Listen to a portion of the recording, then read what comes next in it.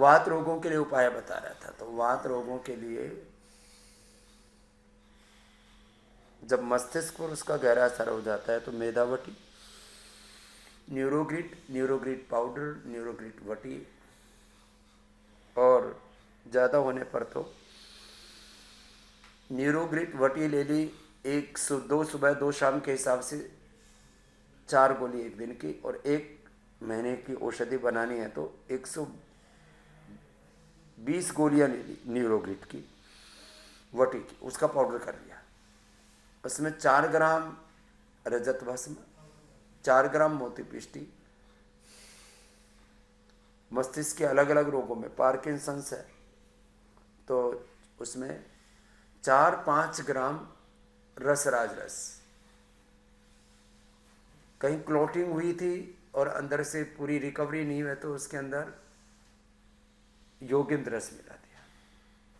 पूरा शरीर की इम्यूनिटी कमज़ोर पड़ गई और मस्तिष्क भी अब जवाब दे गया, दिमाग काम ही नहीं कर रहा है, और पूरा शरीर भी, ब्रेन और नर्वस सिस्टम के डिसऑर्डर होने से कहते हैं ना नर्वस सिस्टम ब्रेक डाउन हो गया है। तो वसंत कुसुमाकर रस, तो आवश्यकता के अनुसार रसराज, योगेंद्र, वसंत कुसुमाकर 4-4 ग्राम लिए जा सकते हैं। और कई बार बॉडी रेस्पॉन्ड ही नहीं कर रही, अभी पार्किंसंस में आवाज़ भी चली जाती है लोगों की, और पैरालिसिस और दूसरी कई बार ब्रेन और नर्वस सिस्टम के डिसऑर्डर्स आ जाते, पूरा शरीर बैठ गया।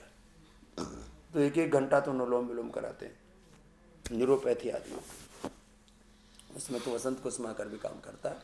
लेकिन स्वर्ण भस्म हमने आधा से 1 ग्राम दे करके देखी। बहुत ज़्यादा थोड़ी मात्रा में औषधियाँ देने से लाभ नहीं होता है, इसलिए पहले ऋषि मुनियों ने डोज निर्धारित की कि आधी रत्ती से लेकर के 1 रत्ती से कम किसी के डोज कम, इससे कम नहीं है वो, जो सोना हो चाहे चांदी हो चाहे हीरा हो।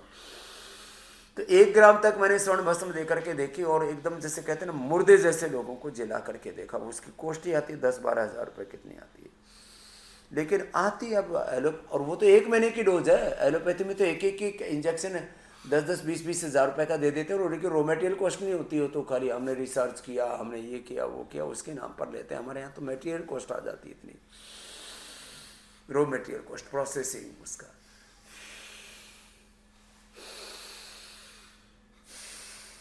और भयंकर ब्रेन और नर्वस सिस्टम के डिसऑर्डर्स, ब्रेन नर्वस सिस्टम के डिसऑर्डर्स, ऑटोइम्यून डिजीज, ये सब वात रोगों के अंतर्गत, ये रोग ठीक हो जाते हैं।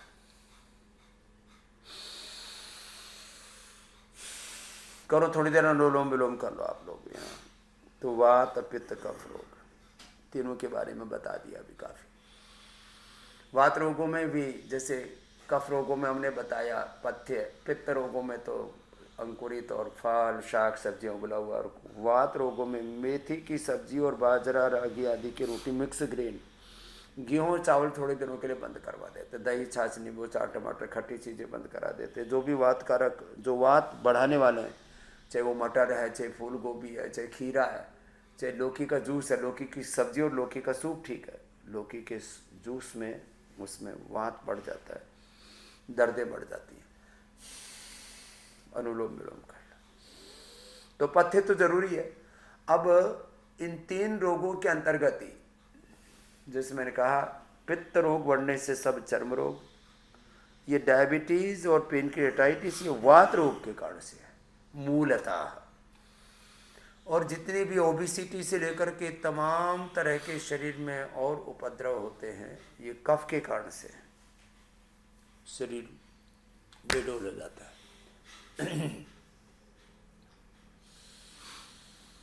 पित्त के कारण से ही व्यक्ति का बीपी बढ़ता है, पित्त के कारण से ही पेनक्रियाटाइटिस और डायबिटीज होती है। ये जितने भी एलोपैथी की दवाएं पित्त को बढ़ा देती हैं, जितने भी एंटीबायोटिक्स हैं, जितने भी स्टीरॉयड हैं, जितने भी टाइफाइड आदि की दवाई, इन्हीं से तो टाइप 1 डायबिटीज हो रहा है। तो पित्त बढ़ने से, पित्त बहुत ज़्यादा बढ़ने से शुगर, माने बीपी और शुगर 2 सबसे बड़े रोग बढ़ रहे हैं आजकल, ये पित्त के कारण से।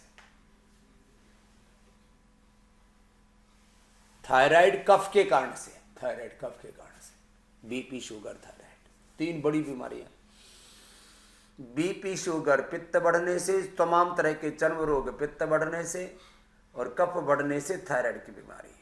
तो ये थायराइड, बीपी, शुगर, और इसका उपाय भी बता रखा हमने थायराइड के लिए। थायरोग्रिड, उज्जाई, सिंहासन, सर्वांगासन, हलासन, कपालभाति, 5-7 उपाय कर लेते हैं, थायराइड क्योर हो जाता है।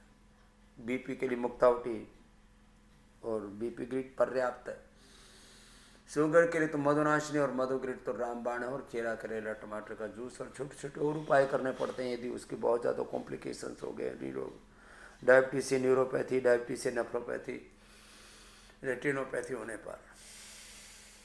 चलो अनुलोम विलोम पूरा करो बच्चों, हाँ इसको पूरा करना चाहिए। हाँ?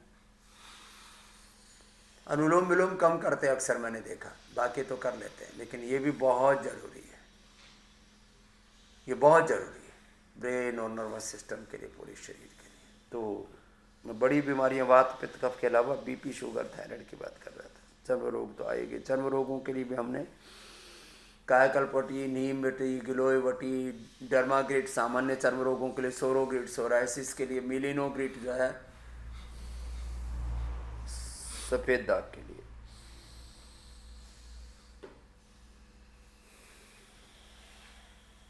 ओबिसिटी, ये भी कफ की वृद्धि है।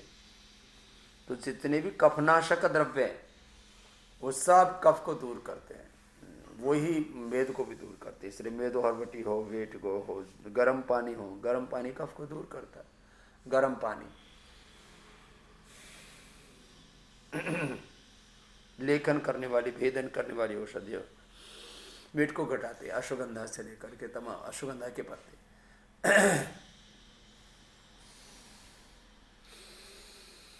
अनुलोम विलोम, लंबा श्वास लेना, लंबा छोड़ना, ऐसे तो ओबिसिटी से लेकर के फिर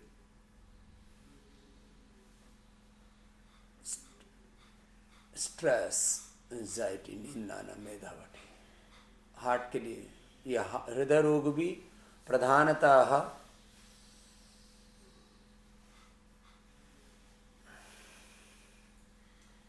अलग अलग तरह के जो उपद्रव है, टेकिकार्डिया पित्त बढ़ने से, ब्लॉकेज कफ बढ़ने से, इजेक्शन फ्रैक्शन कम होना, ये वात बढ़ने से, वात की विकृति से,